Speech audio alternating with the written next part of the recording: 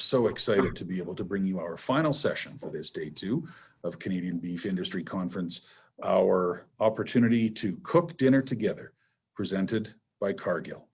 This is our opportunity to join Professional Home Economists, join Parslow and Michele McAdoo from Canada Beef Consumer Marketing Team for a virtual banquet dinner on the website, on the CBIC website, on the schedule. So if you actually go into the schedule, you'll see beside the Cook Dinner Together session, the links to be able to download those recipes or look at those recipes. And the shopping list is there, as well as the recipe. You can prepare one or you can prepare both. You decide, and make sure to remember to share your pictures during or after the live session. And if you do that, please, by hashtag CDN Beef CONF, we would really appreciate that. And we'll even do shout outs tomorrow when we get back into general session on the pictures that we think just look marvelous. So that's hashtag CDN Beef CONF. In the words of Julia Child, and I won't even do my terrible Julia Child impression or my Meryl Streep doing Julia Child impression, people who love to eat are always the best people. And I guess that makes me a pretty good one, because you can tell I like to eat. Well, folks, we're very excited to have Cargill presenting this session tonight. And Clint Young is actually joining us as part of our trio in the kitchen. Cargill, of course, helping the world to thrive, and Clint Young, their representative as Canada's food service leader for Cargill Food Service. Clint has 10 years of experience in the beef industry. He has worked in Cargill's High River plant, sold beef on the trading floor, and led the strategy for Cargill's Western Canada retail business. Clint now leads Cargill's food service business for the entirety of Canada. You also have Joyce Parslow, the Executive Director of Consumer Marketing for Canada Beef. Joyce has more than 30 years of experience in consumer marketing for the food industry. She joined Canada Beef, which was then called the Beef Information Centre, prior to about 2011 when the name change happened. And she joined in 2002, so she's 18 years serving our specific sector.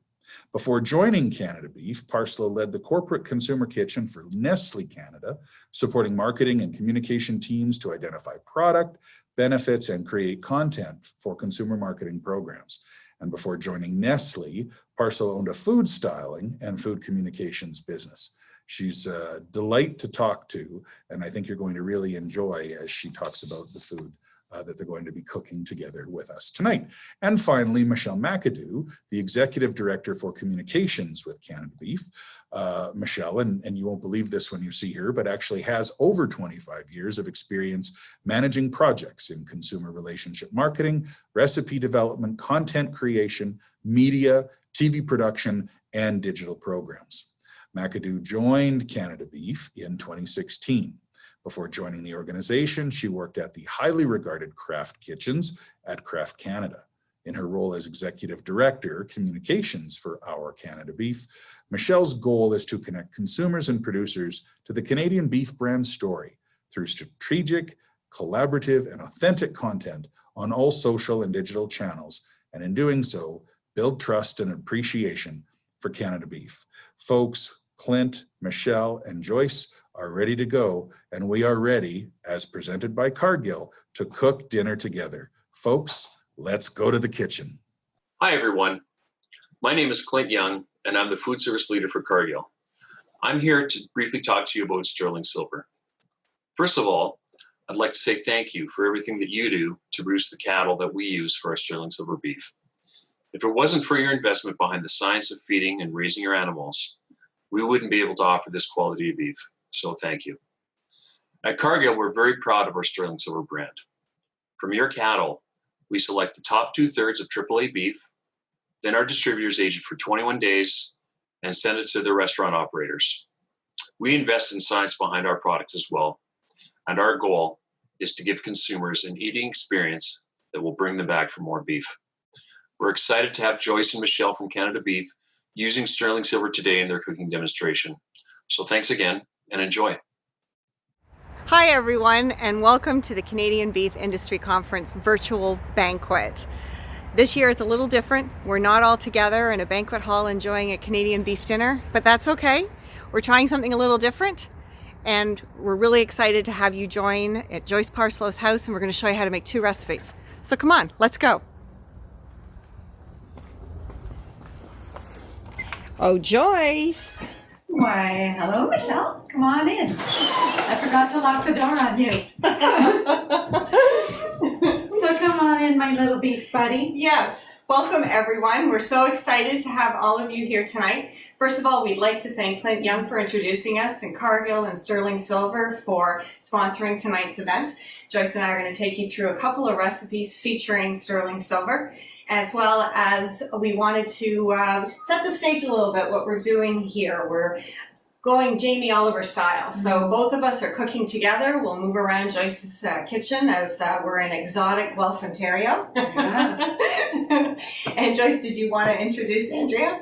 Yeah, sure. Behind the camera, we have Lime and Lemon Media, Andrea Villeneuve, and she actually... Hi, everybody! She actually was the host of our Let's Make Lunch Summer Kids Camp this year. So she's done a great job. She's a food and nutrition educator, and she's taken her program from in school to online for summer, because we know families were struggling to do 3 meals a day, wondering what to do with their kids because they didn't have summer camp. So we rolled it all together with a food skills program that Andrea was the star and host of. Yes, please join me on Tuesdays on Canada Beef Facebook Live, and you can also go to canadabeef.ca/Let's Make Lunch, and you can catch up on past lessons. It's great. Thanks a lot, Andrea. Thanks for coming here today. Thank you for having So me. first of all, I just wanted to show off Yes. our newest look in beef. We have our beef tattoos. So anyway. Yes, exactly right.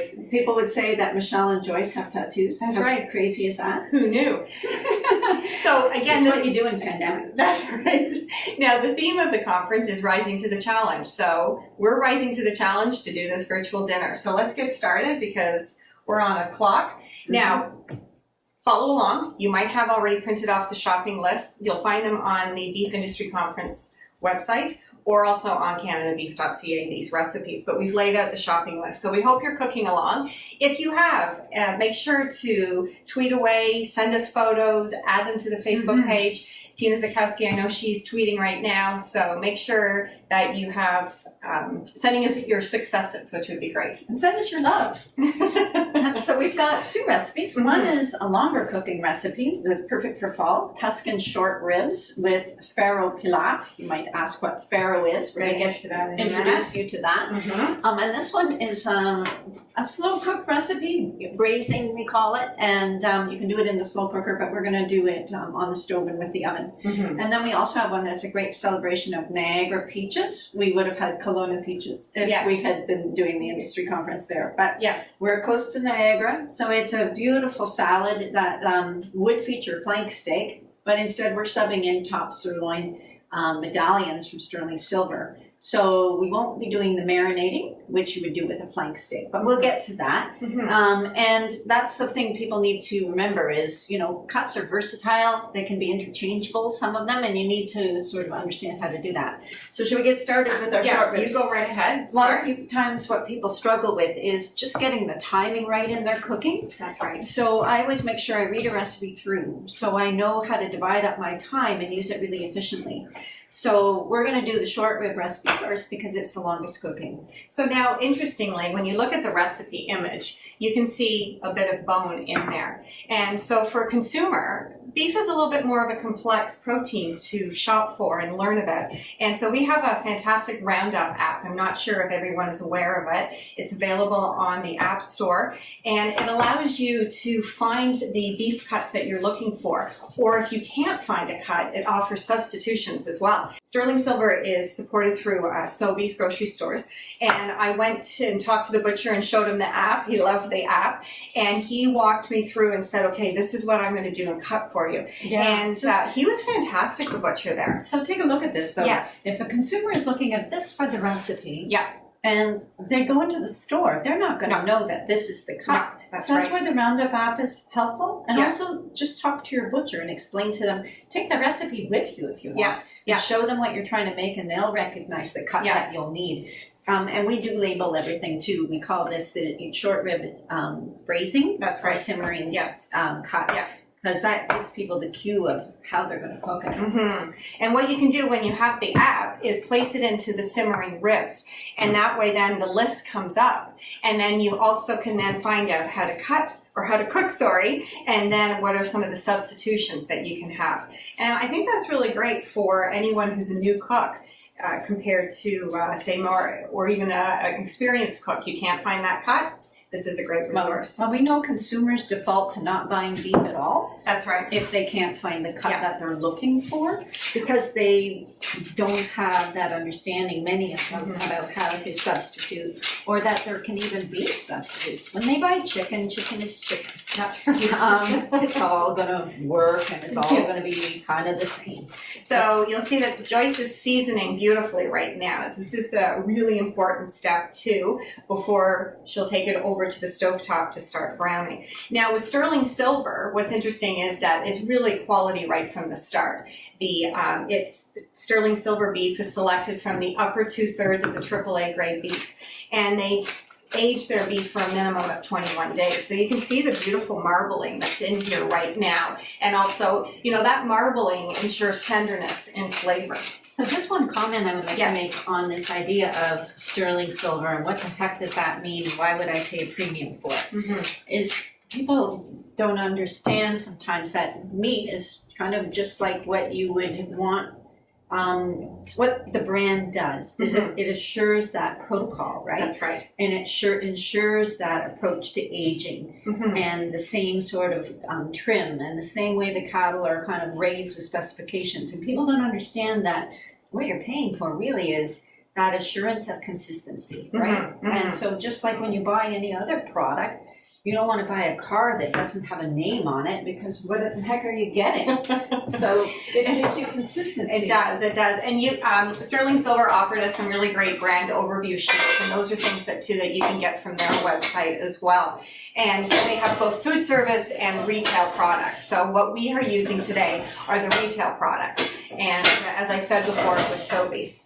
So Joyce is making noise, moving her stovetop around here, as we said. We're right in action here. And it's a small kitchen. It is. But hey, it's what most people And that's what Joyce and I have home economics backgrounds, and we have worked before in corporate kitchens, test kitchens. So this environment is how we always tested recipes. It allows us so then the average consumer, we like to say, can then actually prepare these recipes at home.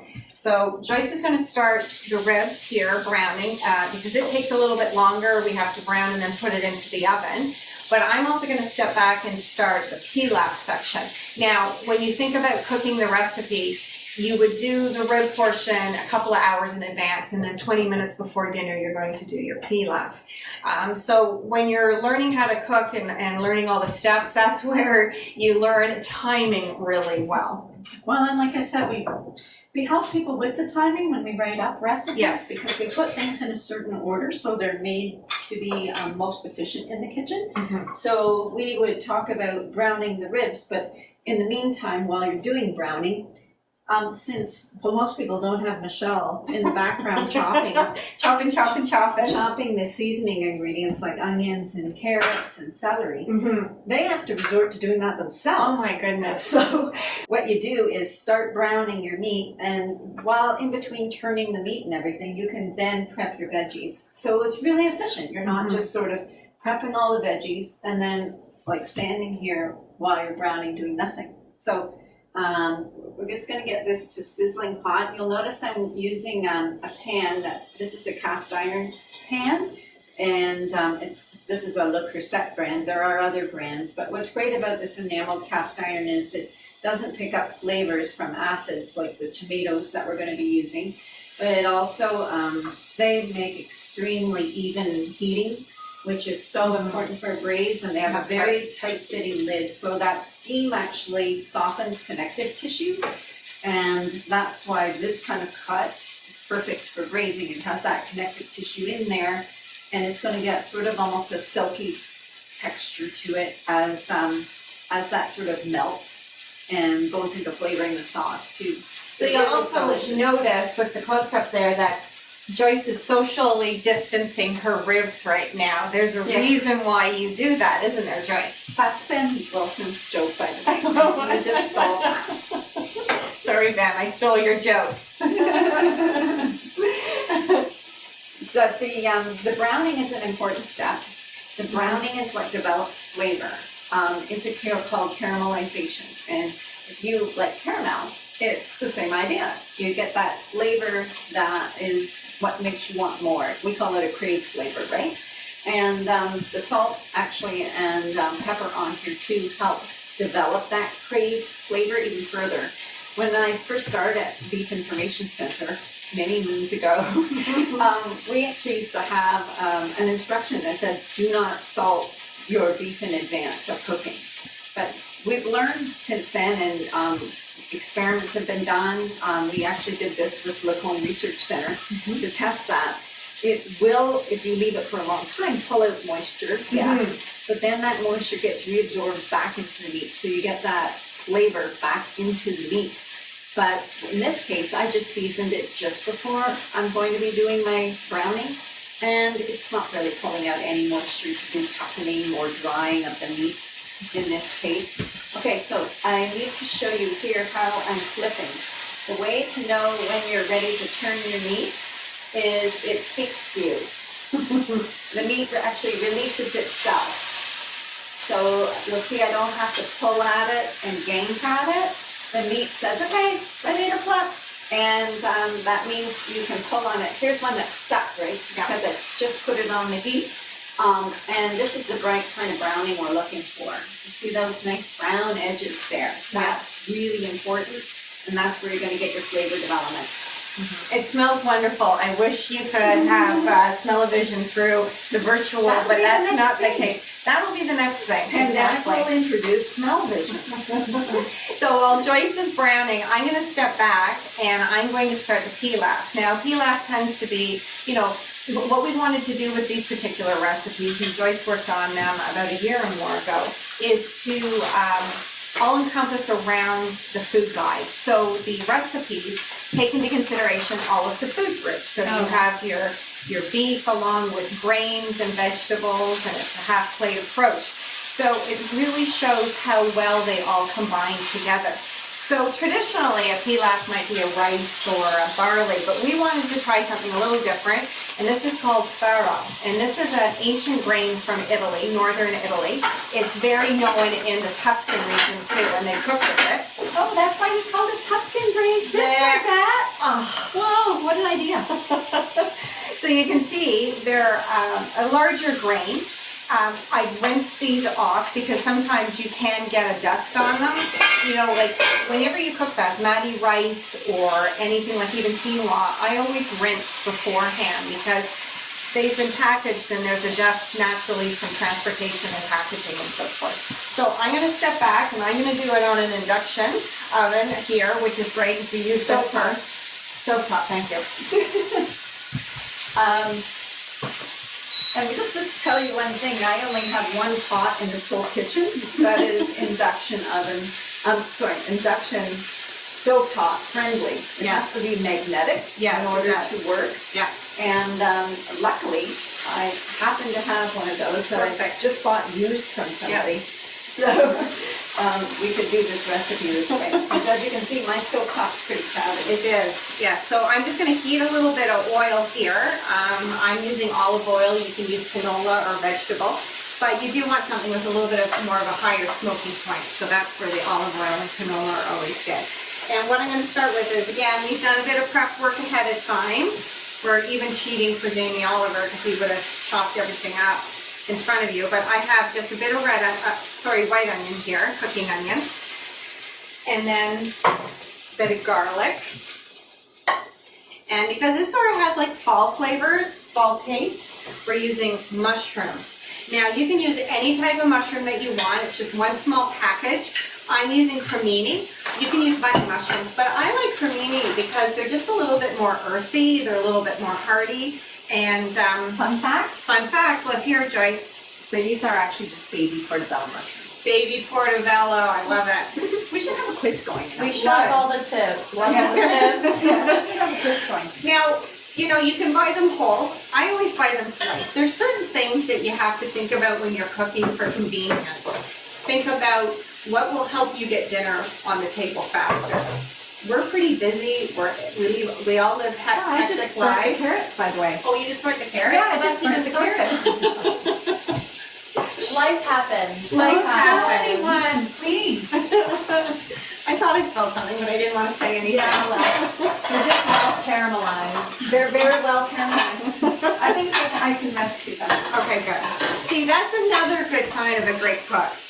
It's someone who can figure out a way to hide. But rescue things. So, You don't want to waste food. no, you know what? I worked at Kraft for a long time, and cheesecakes are one of the more challenging recipes to make. And quite What's often that? people, cheesecake, Oh, a cheesecake. and quite often you my get goodness. cracked, right? So the thing that we always learned was, if you got it cracked, it's okay. That's what cherry pie filling's for, when you put it on top. That's what I grew up with. And Joyce is the noisier of the two of us in the kitchen. Yeah, noisy, loud, most obnoxious, I'd say. So these are cooking nicely down, so I just want to cook these a little bit.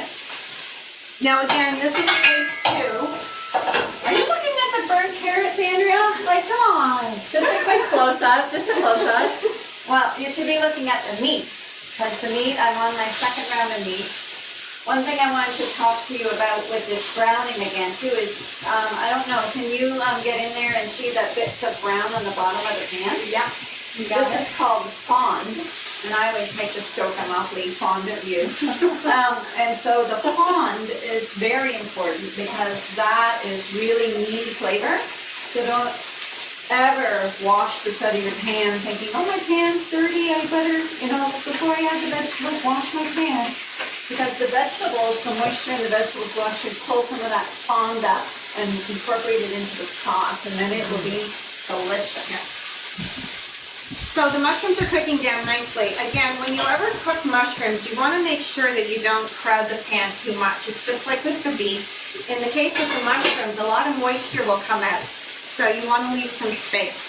If anyone remembers the Julia Child movie, that was the big thing with her chopping of the onions and cooking of the mushrooms. Always leave space. But we're not going to drop a chicken or a turkey today. But we're not going to cover ourselves. We're not going to do it again after It's bad enough that we burnt the carrot.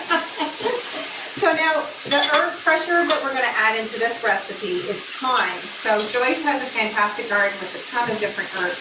Now, you can do it a couple of ways. Joyce likes just taking the whole sprig and dropping it in the pan. Because she's obnoxious and lazy. I like to pull off. So you just grasp the tip, and working against, you can now pull off any of those leaves. And then you just pull it, and there you go. That's a good tip right I there. like this tip. Yeah, Look at the butterfly outside the window. there you go. It's beautiful. So we just keep moving down. So now, not everyone has fresh thyme. That's okay. So you can use dry. The key always to remember, we'll get the free facial, is that fresh herbs are not as intense. Dry ones are.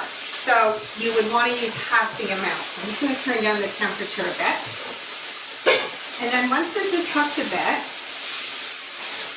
we're going to add in the farro. I'm sure my Italian friends would say your pronunciation is terrible, but that's okay. They're not Italian. We're not taught. So now I like to just stir it in and cover the grains with any of that moisture that might be in the pan. Absorb any. I do this even when you do a risotto. Now what's nice about this is a risotto does take a bit more time because you're having to stir and add liquid and stir. In this case, we're going to add in, and it's chicken broth we're using in this case, because the flavor is a little bit less. You want the flavor of the mushrooms to come through. And I use the ready to use. You could use bouillon, you could even use homemade. It's really whatever you have. How are your ribs coming there? Ooh, Well, they I'm look just going to amazing. move to the next stage. So Oh, there they are, all well browned. That is fantastic. Please feel free to call And me you can- over if you have a close-up you need me to take. And Like, you that's can beautiful. see that the meat's starting to pull away from the bone more even Yes. now. And so it's starting to look more like that picture. Yeah. So where it pulls away. So now you're starting to sort of recognize what it's going to look like as a finished dish. Yes. That's not the way it looks when you buy it. Yeah. So it's helpful to give people lots of tips. Okay, so Joyce, is that my lid there? yes, that's right. Thank you. It's covering up the burnt carrots. Would you like to come over, Andrea? And we'll give you a little bit of drama here. Yes, I'm coming over. I'm going to show how we deglaze a pan, and that's another cooking term. And I must admit, it's getting very hard to write a recipe copy to be short enough that it fits and doesn't overwhelm people. But to use terms like deglaze a pan is something that beginner cooks maybe aren't familiar with. Yeah. But as my kids say, you can Google everything, Mom, so don't worry about it. Well, and that's why we have some great videos on our website on YouTube, Love Canadian Beef. It's fantastic, all of our videos that we have there. We also have our new trade website that the team will be talking about later tomorrow at the end of the day. And you'll hear a bit more of those videos as well. This is what you call a mirepoix, which is the basis of flavoring for many different kinds of stews. So again, there's another cooking term that maybe people don't know about, the idea of mirepoix. And actually, I've made a mistake here. I'm busy babbling, and I wanted to show you why I'm babbling because it's exciting. It is the exciting part. It is exciting. It is exciting, but the drama should have been saved for putting the carrots and the onions in and letting them simmer down. Okay. But hey, I'm sure this is all going to work. It'll still taste good. It still tastes delicious. Oh my God, it smells unbelievable. So we're just going to let this simmer away, and I need my rosemary. Yeah, your rosemary is there. And just in case you did miss it, the onions went in, the carrots went in, and the celery went in, and that is called mirepoix. Yes. Yeah, mirepoix. Yeah. Sorry, I mumbled. No, I feel like you guys were just So moving. moving through some different things. So this was going to be chopped, but my sous chef didn't do that. Oh no. So I'm going to be. She likes to throw in sprigs, so it threw me. I'm going to be lazy chef and just pull them off because I don't even know where a cutting board is at this stage in my kitchen. So it calls for a tablespoon of the fresh rosemary. And it's nice this time of year because when you get it out of the garden, it's quite tender. When you get it in the winter time, it can be quite a bit tougher. And actually, I find you need to use a very good sturdy knife on it because if you use one of your more delicate knives, you're just going to dull the heck out of that knife. Yeah. So the idea is we've deglazed the pan with the wine. We're stirring up all these wine bits. We're going to reduce the wine by half because we, again, do things in stages to concentrate flavors. So we have to cook this for a little bit of time to reduce it by half and also to soften the vegetables and get some of the water out of the vegetables so that they don't dilute the flavors. Now, also, Joyce, what you want to add in is optional, but we have there for you fennel seeds on the counter. And fennel seeds is another really nice herb to add in. I think it's a teaspoon, right? It's a teaspoon, yeah. So it kind of gives that licorice taste, but not like a sweet candied licorice taste, but it adds a little bit more depth. I think that's the nice part of some of those. Yeah, that's really nice. And you can crush them if you wanted to Yeah. get more flavor out of them. But because it's cooking for 2.5 hours, it really does soften them quite nicely. Yeah. Yeah. So then we're going to also add to this pot 2 cups of broth. And this one you're using beef broth. beef broth. Yeah. Because we want a really good beefy flavor, because that's what short ribs are famous for. Yeah. We don't want to dilute it with anything chickenish. We're going to use beef broth. And we also have a cup of diced tomatoes. And actually, last time I did this, I put the whole can in. Yes. Because I don't like to open a can and use like half a can. Right. And it was okay, so I'm going to do it again today. But if you did do it only a cup, those tomatoes freeze beautifully. I freeze a lot of food because it's just sometimes it's just easier, and then you have it in your freezer and you can thaw it. And then I put it into something like a bolognese or into another stew. But tomatoes freeze beautifully these types. This just has to come to a boil. Yes, and then you got 2 bay leaves that you're going to put in there too. So while Joyce is finishing there, Andrew, do you want to come over and check out what's happening with the pilaf? Absolutely. You're not just boring. No, Meat is over here. I know the meat is The meat is phenomenal, here. but we have to round it out. Okay, so here you can see, woo, I got a facial. Woo. Remember always when you open to turn a pot away from you. So it's slowly starting to absorb, the flour absorbing the liquid, and it will expand in size. But it smells wonderful, doesn't it?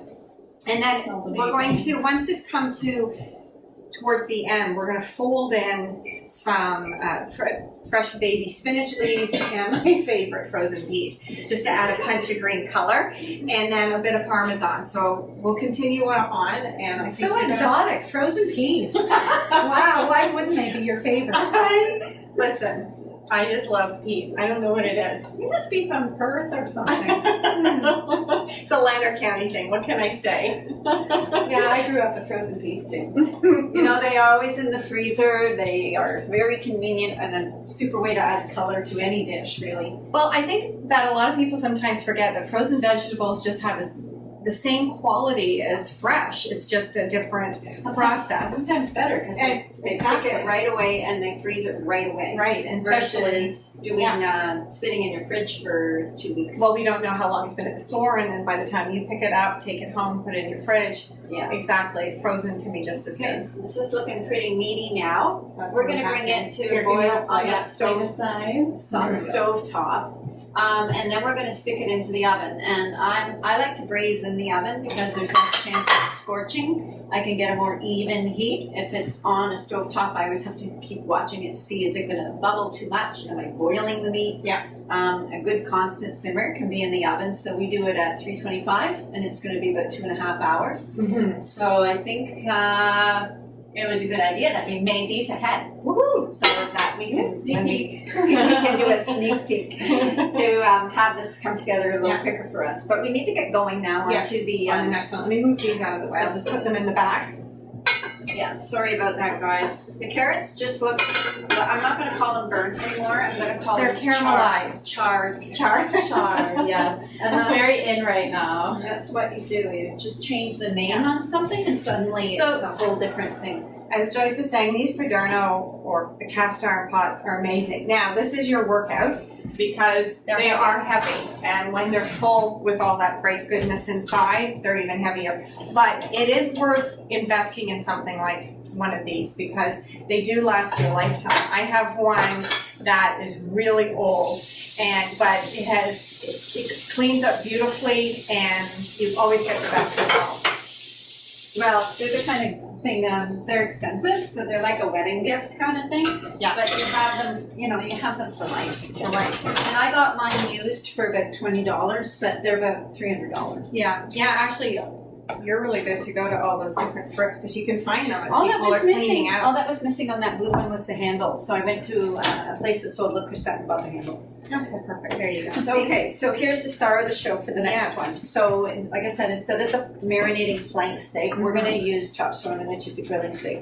You have a nice look at the label here. Yeah. Certified tender. Thank you very much, Sterling Silver. Yes. And you just got this. Did the butcher cut this for you? No, these were already packaged, as I said, at Sobeys.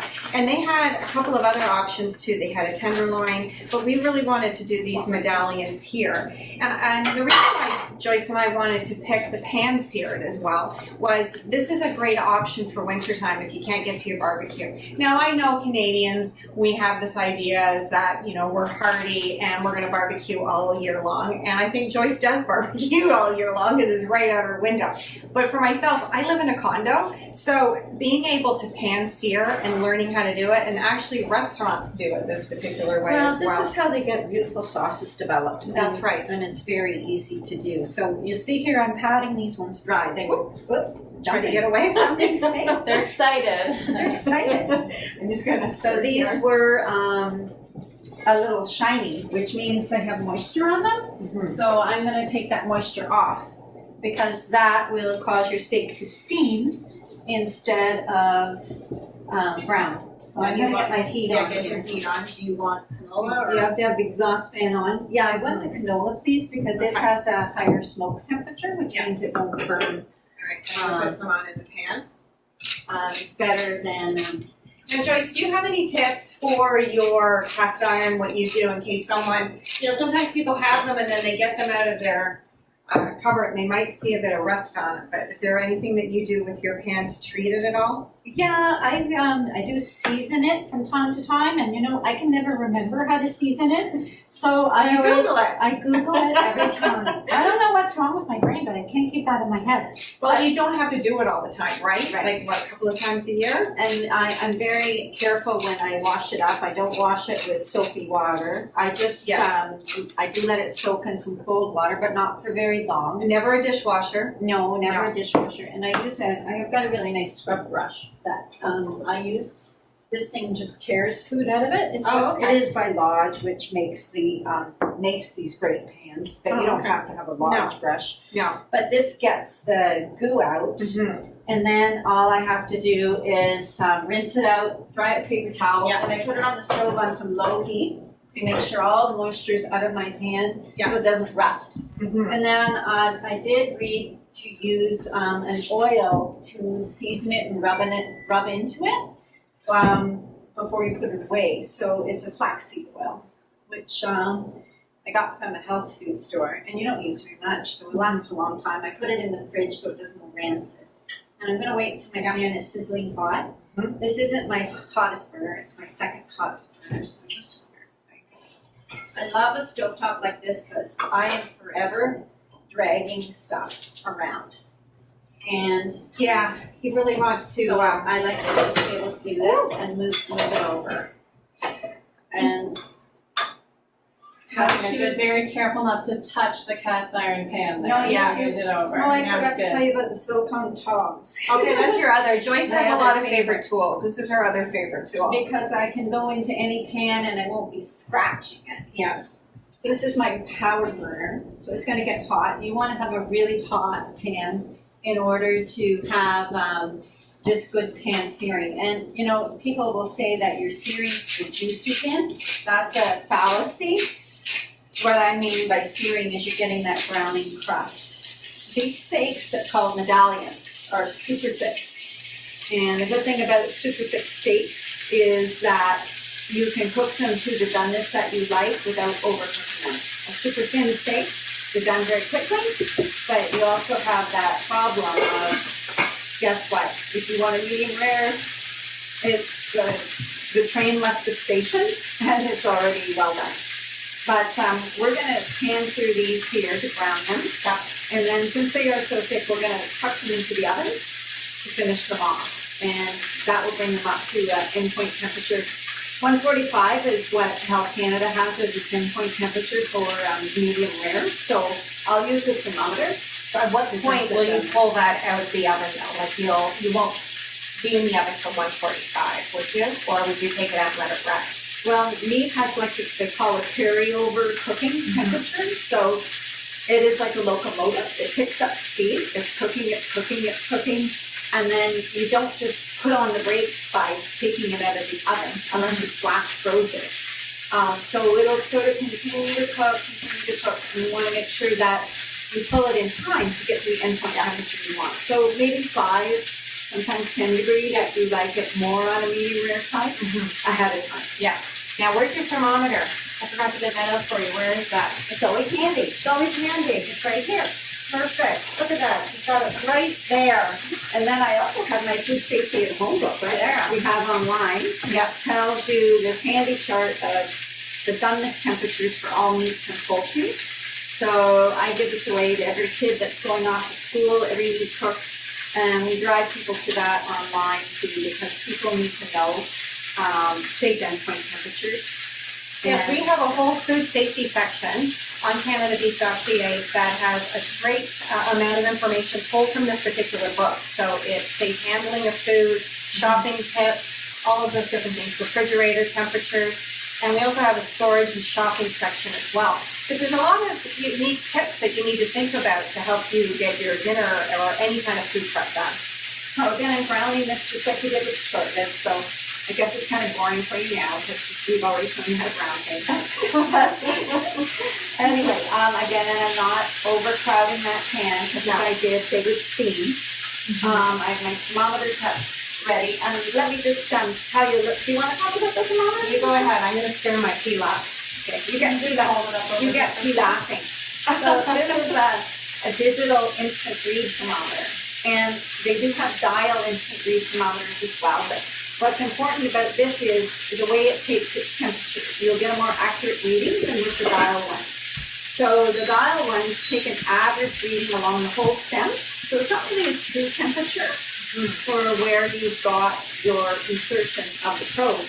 But the digital instant read is much more sensitive. It will take the reading from the very tip. So I'm going to be putting my thermometer into the center of that cup, and that's how I'll know it's done. And I'm just going to flip these around and get them browned on all sides. Do you think you could work on the salad for me? Yes, that's And these recipes, what's really nice about them, and I've kind of forgotten how beautiful they are to present, but they really present beautifully. So although, we did have a food stylist do the recipe card and photography for us, a professional, make it look pretty. And Michelle and I were even able to make these look pretty because they are pretty all on their own. So, Sandra, do you want to come by and check out what I'm going to do next before I start the salad, right? Yes, we have some, it's in the container, but we have baby spinach leaves. So I'm just going to add in a few handfuls. Now, if you want to, you can add in kale. I would finely shred it, or it's a bit more of a coarse green. You can also, right now, this time of year, beet tops are amazing, or also Swiss chard. And then I'm also going to add in the frozen peas. And I just let them thaw at a room temperature. And we're going to stir this in. Yeah, and what's so great about veggies is that they add in not only additional nutrients, but they also add in such beautiful color. They do. They add fantastic color. But we eat with our eyes, and I think that's so important to remember. When I was a kid, there was always those nights. My eyes. I'm eating with my mouth. Well, I do both, and there would be always those nights where my poor mom would be exhausted, and we'd have like the whitest, plainest dinner, and you'd be like, "Wow, that just doesn't have the same umph when you have beautiful red beef on the side of this beautiful pilaf." So there's Joyce's stick there. It's all been used up. It's come off. Isn't that nice? Can I give a little Beautiful. nutrition tip about the spinach? You go right ahead. So if you're combining what we call the meat factor, Yeah. if you are combining meat with a vegetable source of iron, which is a non-heme iron, the meat will actually absorb the amount of iron, will boost the amount of iron absorption you get from that vegetable, or those lentils or other pulses by 150%. That's amazing. It's amazing. That's So amazing. it's great to eat whole foods and eat them in combination. Yeah. Because they'll each have different benefits to deliver. And meat actually does give you an iron boost from iron sources of vegetables. That's the beautiful part of food. It all works together It does. nutritionally and flavor profile. And I think that's the thing. All foods fit. They all work together. I'm just going to finish here. I'll be there in a second. Rasp. You got to grab Parmesan cheese. This one's a Parm. You can use Parmigiano Reggiano. So you can see that the spinach is wilted so quickly. And I'm just going to place that on top. You can stir it in. What I like too about the Parmesan, it adds a bit of nuttiness too, as well as some additional salt, because we used, the broth was a no salt added. And now we're just going to let that stand. So now to the salad. So this salad has another grain added in, and this grain is quinoa, and we're using a red quinoa. So a few years ago, everyone was talking about quinoa. Well, I think it was just a different color. Yeah. You could use white quinoa if you wanted to. You see, I think it's prettier. I think it is prettier because when that's it raw, and then when you cook it, it expands, and you can see it's a little bit different looking. It has the white sides. Now, when I cook to package directions, it's a 2-to-1. So for 1 cup of dry quinoa, it's 2 cups of water. I like cooking mine in a broth. It just adds a little bit more flavor to it, because if you cook it with water, the flavor is not quite there. So I'm just gonna, hey, you just wait a minute. I'm gonna do the quinoa The first. peaches I are wanna so talk about beautiful. peaches. All right, you talk about the peaches and I'll put on the quinoa. But isn't this pretty? I mean, the quinoa itself is, Yes. it really makes the salad pretty, and it's a nice way to incorporate a new grain to someone without them having to sit down and Right. eat a bowl of quinoa. Right, now the thing about quinoa was that it was really popular because of the protein. Can I go now? Yes, you can go. Peaches? Yes, you can go. And then let me talk about it. Okay, but can I do the quinoa first? I don't know, can she do the quinoa first? Okay, I'm let her doing do the quinoa Well, first. she usually likes talking about this one as well. So this is plant-based protein, but it doesn't have the same. Actually, it's got very little protein. Well, that's exactly right. But that's what happened was that everyone was touting it as this replacement, right, a few years ago, and that became the biggest thing, and you couldn't find it anywhere. Very trendy. Very on trend. And that's what's interesting with food too, is these trends come out of nowhere. A bit like fashion. But with this pandemic that we all have just gone through, what was the interesting thing is we went back to the basics. We went back to that whole food, that really good comfort food that we really wanted just to focus on, and that's where we saw so many people looking for how to cook a roast beef on our website. It went up, skyrocketed. Okay, your peaches, go for it. Okay, so these were Niagara peaches, and we just grill them to concentrate the sugars a little bit, make them a little bit softer. You just want them to be marked. So this is a grill basket. These are really handy, another important tool to have in your kitchen, especially if you're a barbecue enthusiast.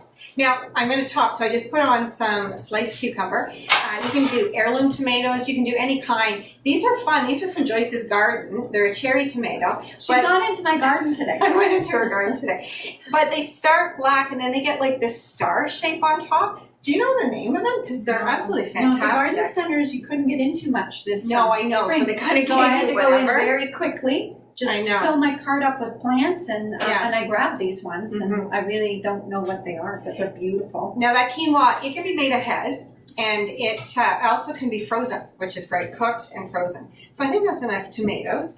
And then the last one is a little bit of onion. I'm just going to put in. That's a neat idea too, to combine peaches and tomatoes together. It is. It's not something that you would think these two fruits would go together. Aha, did you see? Tomatoes and fruit.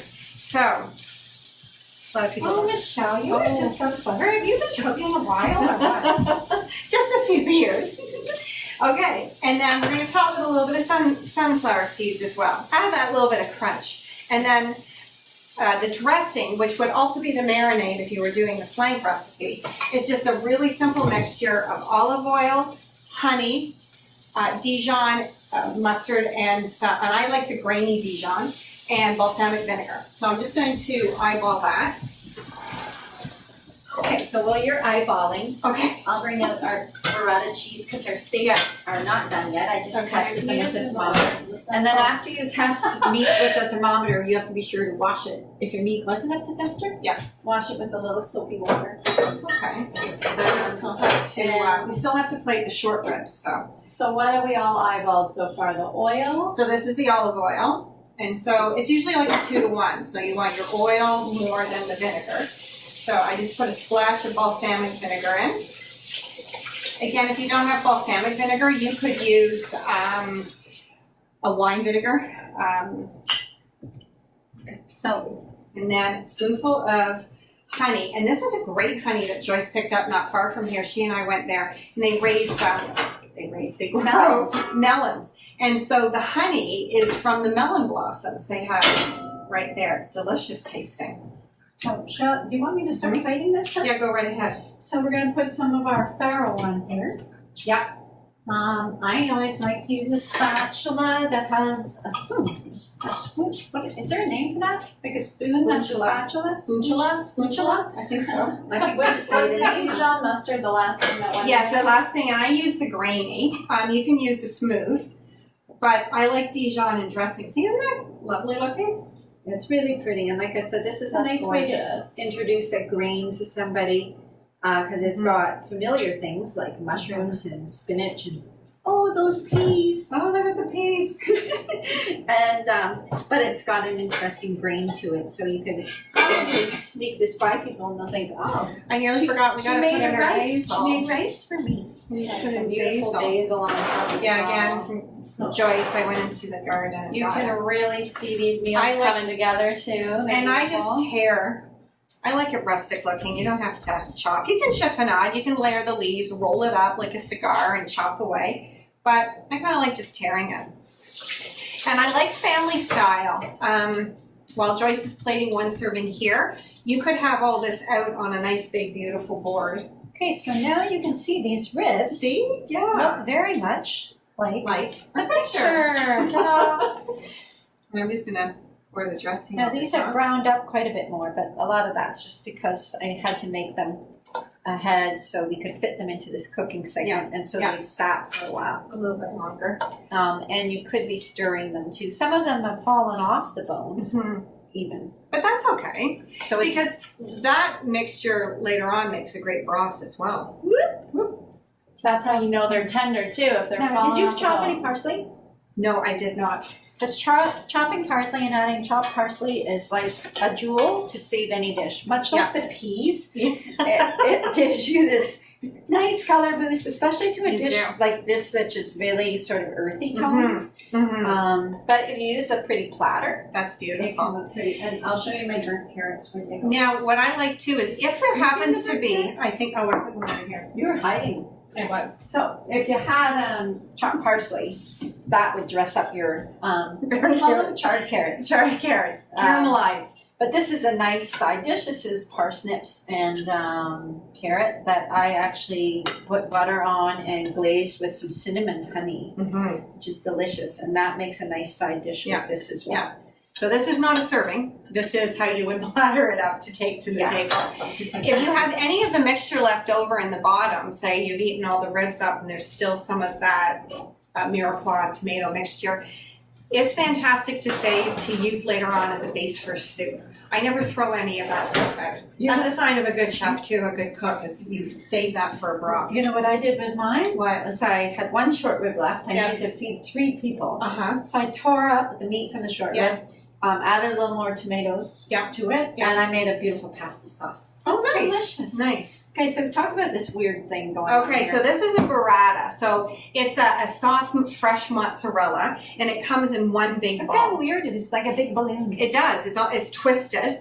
And what's interesting about it is the way Joyce is putting it on. It's like a piñata. It is, when you break into it, it does soften do it? up. Can I Yeah, do you it? go for it. Go Can for I it. break it? Yeah, go for it. So, And it comes in this liquid. Now, if you don't use it all, you can put it back in this liquid and it'll last a couple of days. so Okay? you could serve it whole like that, Yes. just for some drama, and then people can have fun with the piñata. Mhm. Or in our recipe card, we wanted to make sure people understood kind of what was going on here. Yeah. So we did dollops like that Yeah. through the salad. It looks nice. Yes.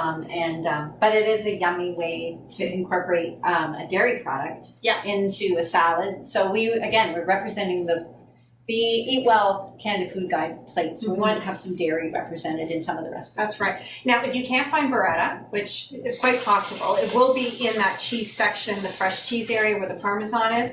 If not, you can use bocconcini, which is available in containers or at a cheesemonger shop. Or the other one is just fresh mozzarella as well. You can But use. let's not forget the star of the salad. Oh! The medallions. Let's check them out. The beef. The Yeah. beef. No, it's not. Right here. I washed it. See, she needs me all the time. Well, I need a second head, believe me. The first head is kind of, I don't know, I'll bring, not optimal these days. I'll bring the board over. So it's climbing. We're up to 118, 122, and this one is the thinner one, so it will cook faster than the other one. And I don't think we're gonna have much time to let it rest today. But show the picture. So in the Yes. picture, we sliced it. Yeah, so with the flank steak, what we did is we 130. let it rest, and then we cut against the grain with the flank. And flank's one of those ones that a lot of people don't think of it as a cut to use for barbecuing, but it's fantastic when you marinate it, and it's one of my favorite. There's no waste on it. There's It's no waste. solid meat. Now, this pandemic, it's funny what you go to or what are some of your favorites. I fell in love with T-bone again. It wasn't one that I had. I always sort of am a But the strip line. T-bone fall in love with you. That's the question. So what's your favorite cut? Well, I I'm pretty fond of this top sirloin medallion, and I also really love the kula, which is the top sirloin cap. Yes, And it okay. is delicious, and it's a nice sort of, I hate to say it, it's a kind of girly steak because it's not like a big one.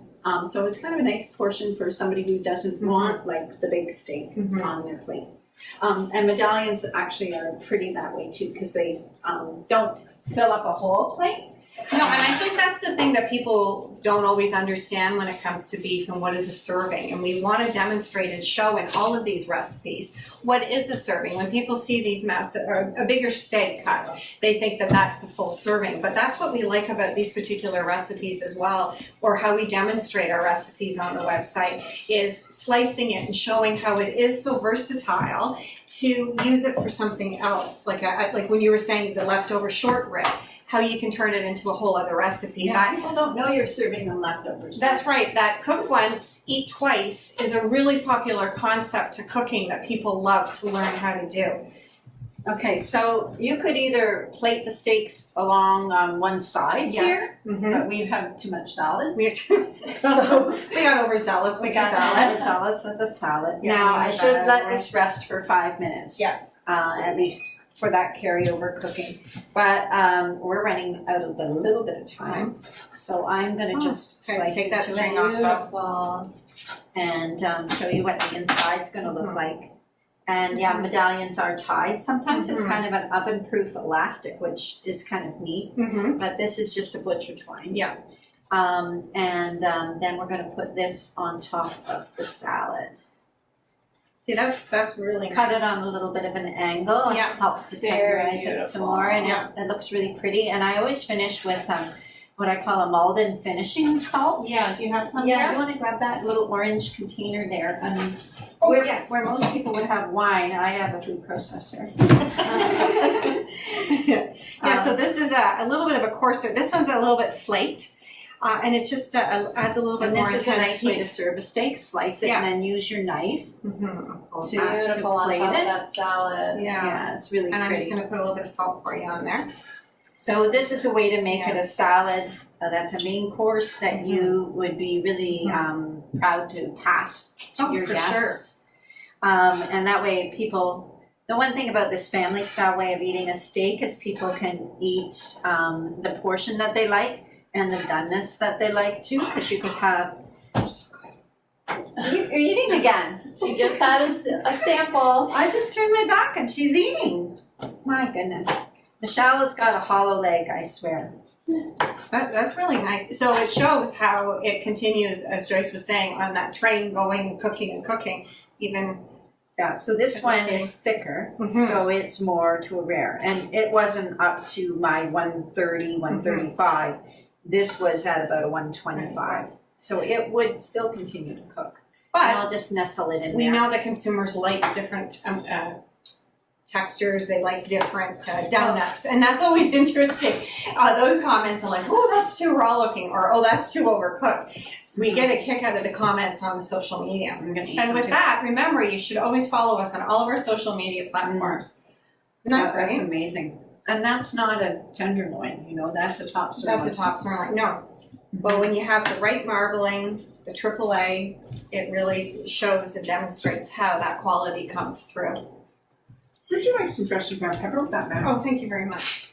So I think we've done all the recipes, and I want to again thank Cargill and Sterling Silver for sponsoring this banquet tonight. This has been fantastic.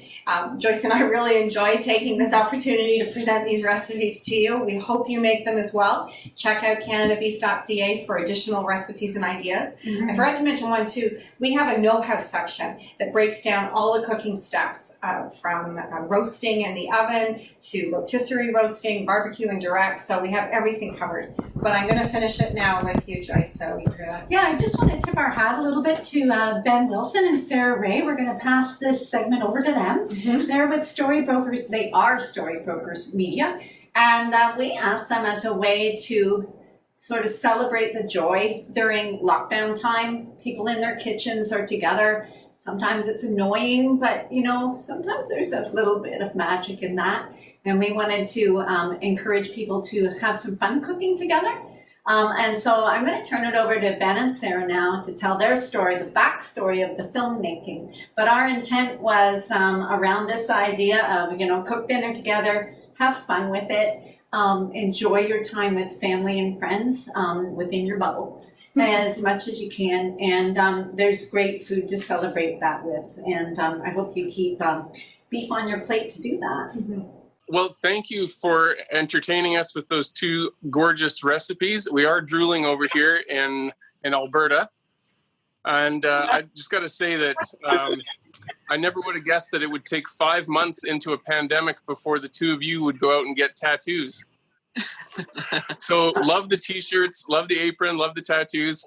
I actually just finished grilling up some beef short ribs for my family here, and they were delicious. And so kind of a cool coincidence you guys were working with the same cut over there in Toronto. So my name is Ben. This is Sarah Ray, my sister-in-law and business partner, and we are Storybrokers Media House. And we're just going to briefly tell you a little bit about a really cool video project that we got to work with Joyce and Michele on recently for Canada Beef. And Sarah's going to tell you a little bit about the story behind the video itself. Yeah, well, hi guys. It was really, really awesome to take part in this video. It really excites me to push it out to the public too. But the strategy behind it was to really showcase food as the prime reason most people get together. Food in our culture is really a gathering item, and beef is often at the center of that. So what's really cool about this is that we actually took a little bit of a different approach with it. So traditionally, the beef industry has done a lot of filming on farm to help share those stories with consumers. And this time we went into the city. So we wanted to produce a visual story that consumers could see themselves in, that looked like their own backyards, and really, really helped to show those special moments. And sort of the theory behind it was all the small memories and all the small moments that happen in our day to day is really what makes up the great big story of our lives. So as you watch it, keep in mind that that these people were actual friends and cohorts that have sort of developed these little communities together. We like to call them Sesame Street. And they're really cool people and a cool shoot, and we want to say thank you to them. The other thing that's really cool about this video is that it features a Canadian artist classified. It's got a different feel to it. I'm sure it's gonna be very different than what you would traditionally see. But we're really, really excited about it. And it was incredibly fun to work on. Yeah, I think this might be the first time that the beef industry has done a promotional campaign or video featuring a hip hop artist. So we hope that you love the music as much as we do, and as much as Joyce is excited about it.